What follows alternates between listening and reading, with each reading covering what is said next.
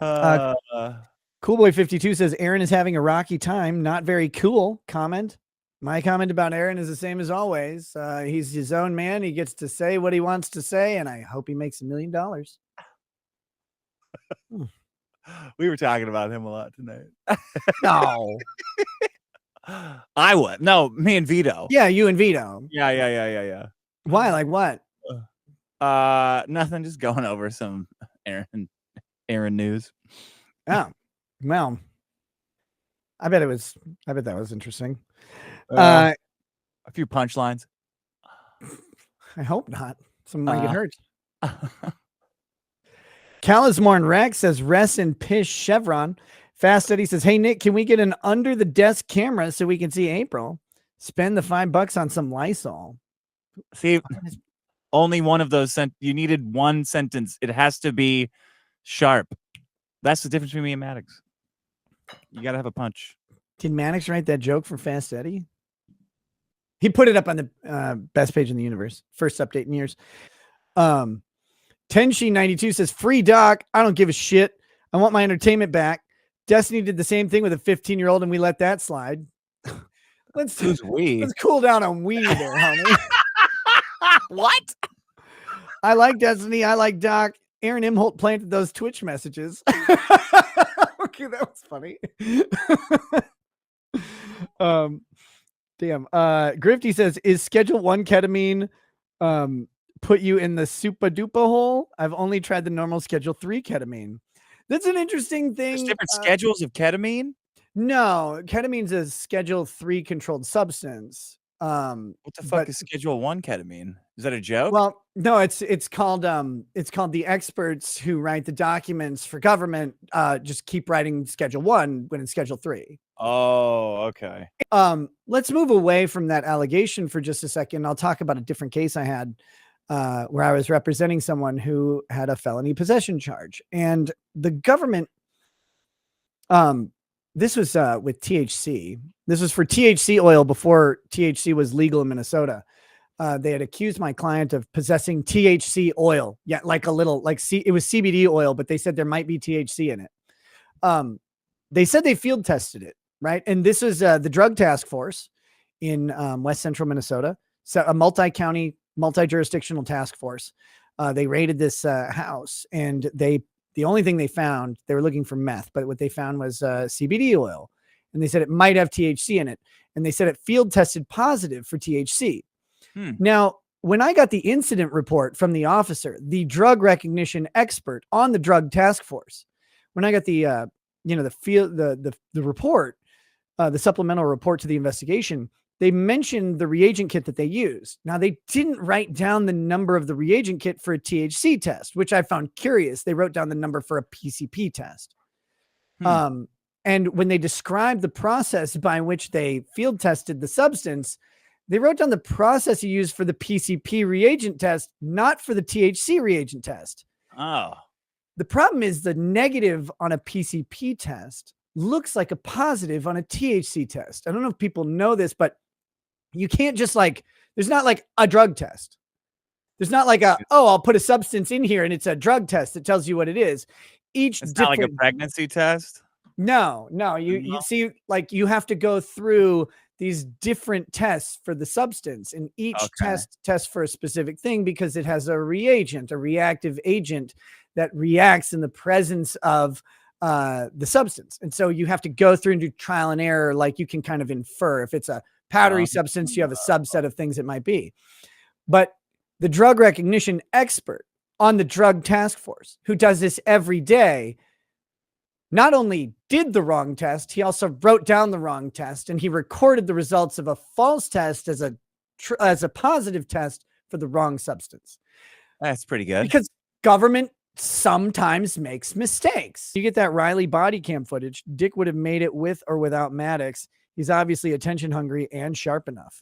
No, I don't care enough, though. I only cared about this shit because Maddox started lying about me, and then I just got pissed off about it. Otherwise, I wouldn't have.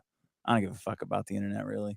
All Maddox had to do was just tell the story and fight with you. Yeah, he would have won. Everyone would have backed him because he's more famous than me. He could have made so much money. He could have made so much money. Because I remember, like, all of us were just saying, like, Maddox, will you just say what your son, like, what the hell happened? Yeah. And he never would. He's like, no, I'm gonna no ads I'm on my gonna website. wait 7 years and make a documentary. I still haven't watched the documentary. I only watched the part about me because that's all that mattered. I've been covering it on my bonus episodes. I'm almost done with it. How long is that stretched it thing? out. It's 3 hours. It's like Jesus 11 Christ. chapters. We watch a chapter every month. There's just too much autism in it to get through. Yeah. Like okay, this is a funny part. In the last bonus episode we did, it was Maddox tells the story of the restraining order, where we got a restraining order against his girlfriend because he obviously made his girlfriend call my girlfriend's job and school and try to get her fired, right? And she confessed to it in court. She confessed to it on the phone because she's an idiot and she didn't know what she was doing. Maddox tells the story from his side, which is how it's fine to call people's jobs and get them fired because you're trying to stop him from getting made fun of. You're trying to stop people from making fun of him. And of course, it's always, rape. We're going to rape her. They're going to kill that. You're going to rape this poor woman, blah, blah, blah. But the funny part was we got a continuance in the restraining order case because we were going on vacation. And Maddox didn't understand what a continuance was. So he showed up. He tells the story like there was some kind of government fuck up, court conspiracy. Yeah. He's just he says, "Oh, there was some kind of mistake at the government, so it got dismissed, and then somehow they got the case they got a redo on another day because he didn't understand that continuance meant we just moved it. We requested that the court move it for 3 weeks or 2 weeks or whatever it was." So his stupid ass, dressed up in his one little half suit that he wears, like a pair of dress pants and a purple vest, like he's a gay magician, a gay Armenian magician, and he went to court like that. The genocide happened. That he showed up at court with his girlfriend, with his giant document of tweets that people sent. Oh God, so good. Waited there all day, found out that it was continued, and said, "We did it. We won. We got him." He went home and then realized at the last minute that it just means reschedule. But in his mind, I don't know if he's telling the truth or not. I don't know if he thinks it was a mistake or he looked up what the word means. I don't know, but it was funny. It was something I didn't know before. That was my favorite reveal of Maddox in all of the saga, was finding out that nothing he ever said was a joke. No.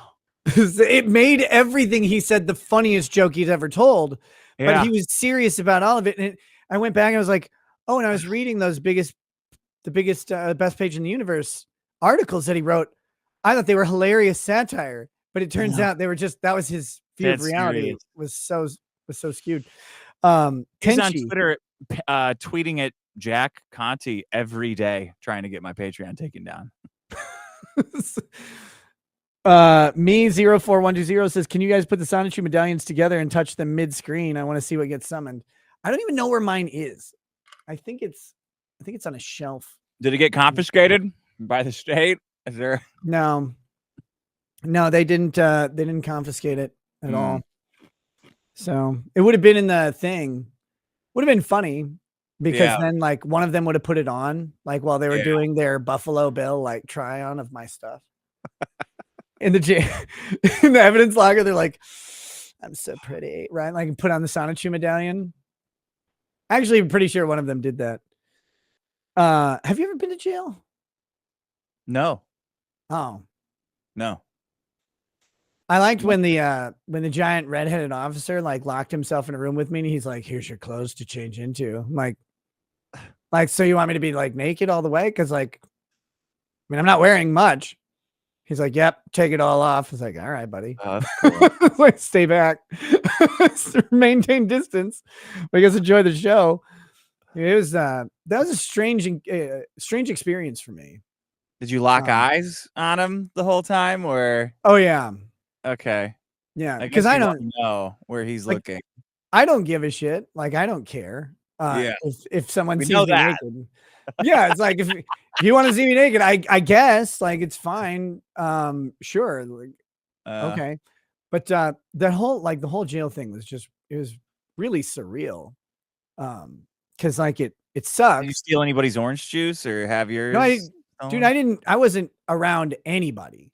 I was Uh, alone the entire uh, time. So the way it works in our jail is there like is a central area and then the cells come off of that.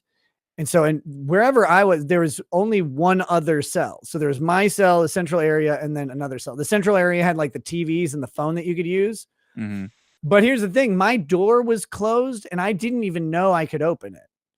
But you could just open your door and go into this little like room, I guess. Oh, Because the other guy, his name was Derek, and he had all of like so they give you this big basket full of clothes. And okay. it's like way too You have many like clothes. a fashion show in Yeah, you jail got like and you have your stuff? jumpsuit. You're required to wear your jumpsuit, but they give you like a sweatshirt and like a t-shirt and like Yeah. underwear and then like pants. But like they wanted you to have enough layers to be warm or whatever. But I hate being warm, so I just I'd like just naked get into the jumpsuit because what the fuck. But this other guy, he like wore the jumpsuit and then he took all of the other clothes and wrapped them around his face like a Fraggle Rock monster. Like That's their cool. sleeves and yeah, and he would like move around and like shake like the like Falcor from the Neverending Story. Like this, Yeah. it was weird. And he was just Did he like have a reason for that, or was it insanity, or I is that a didn't cool talk new to this trend? I didn't talk to this guy. Dude. In my room and like laid down. I was like, well, what the fuck else am I gonna do? You Yeah. don't have the internet. Oh, they're supposed to give you this little texting device that you can like add minutes to, and you can like use some level of internet and people can contact you. They just never gave me mine. But they have a handbook. But the handbook is accessible only by QR code that you have to use the texter device to like scan. And like you have to agree to abide by the handbook. But You know what? they didn't give me the device to read the handbook. And I was like, well, I agree to abide by it, but I don't know what it is. If I was in jail, seeing that QR code would be the worst part of the day. When whatever happened to send me to jail or whatever reason I was there, looking at a thing and seeing a fucking QR code in jail of all places would be the worst part of that day. So now